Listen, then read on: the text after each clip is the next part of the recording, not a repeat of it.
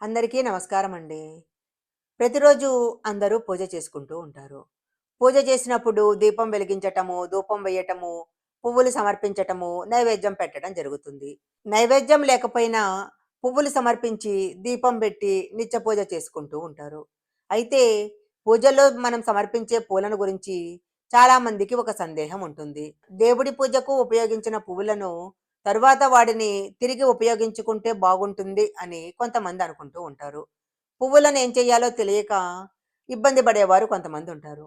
అసలు దేవుడికి సమర్పించిన పూలు మరుసటి రోజు ఉదయం తీసిన తర్వాత ఏం చేయాలి? ఈ సందేహం ఇప్పుడు తెలుసుకుందాము. పూజ చేసేటప్పుడు దేవుడికి పువ్వులు పెట్టడం తప్పనిసరి. పువ్వులు లేకుండా పూజ చేసినట్లయితే ఆ పూజ సంపూర్ణం కాదు. దేవుడికి ఇష్టమైన పూలతో పూజ చేసినట్లయితే చేసిన పూజకు రెట్టింపు ఫలితం వస్తుంది. చాలామంది పూజ కోసం వాడిన పువ్వులను మరునాడు పొద్దున తీసేసి పడేస్తూ ఉంటారు. అయితే ఇలా పడేయటం మంచిది కాదు. మనం పూజ చేసి తీసిన పువ్వులను చెత్తబుట్టలో కానీ, చెత్తలో కానీ పడేయకూడదు. చీపురుతో అస్సలు చిమ్మకూడదు.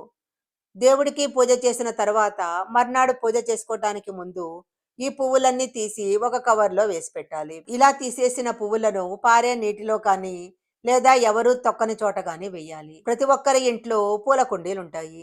ఇలా తీసేసిన పూలను పూల కుండీలో వేసినా కూడా చాలా మంచిది. అలా కాకుండా దేవుడికి పూజ చేసిన పువ్వులను ఎక్కడంటే అక్కడ వేసినట్లయితే వాటిని తొక్కటం జరుగుతుంది.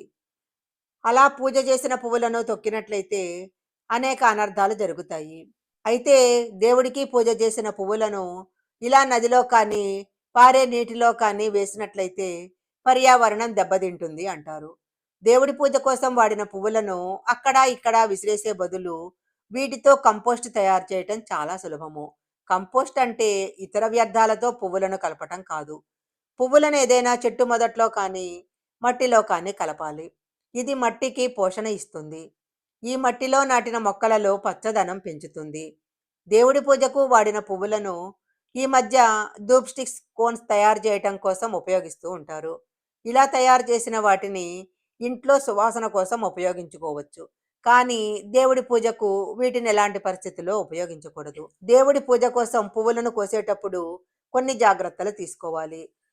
ఎడమ చేత్తో దేవుడికి పూజ చేసే పూలను కొయ్యకూడదు. అలాగే చెప్పులేసుకొని దేవుడి పూలను కొయ్యకూడదు.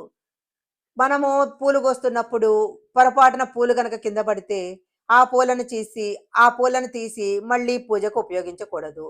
స్నానం చేయకుండా దేవుడి పూజ కోసం పువ్వులు కొయ్యకూడదు. పూలు కోసేటప్పుడు పూర్తిగా వికసించని పూలతో పూజ చేయకూడదు. ఇలా పూర్తిగా వికసించని మొగ్గలతో గనక పూజ చేస్తే ఇంట్లో ఉన్న పిల్లలకు అనారోగ్య సమస్యలు ఏర్పడతాయి. వాడిపోయిన పువ్వులు, రెక్కలు తెగిన పువ్వులు, ఇలాంటి పువ్వులతో దేవుడి పూజ అస్సలు చేయకూడదు. ఈ వీడియోలో చెప్పిన విధంగా దేవుడి పూజకు ఉపయోగించిన పువ్వులను ఎవరూ తొక్కని ప్రదేశంలో పడేస్తే చాలా మంచిది. ఈ వీడియో గనక మీకు నచ్చినట్లయితే లైక్ చేయండి, షేర్ చేయండి. ఇలాంటి మరిన్ని వీడియోల కోసం మా ఛానల్ సబ్స్క్రైబ్ చేసుకోండి. పక్కనే ఉన్న బెల్ ఐకాన్ని యాక్టివేషన్ చేసుకుంటే మేము పెట్టే వీడియోలన్నీ కూడా మీకు ముందుగానే నోటిఫికేషన్గా వస్తాయి. మరొక మంచి వీడియోతో మళ్ళీ కలుసుకుందాం.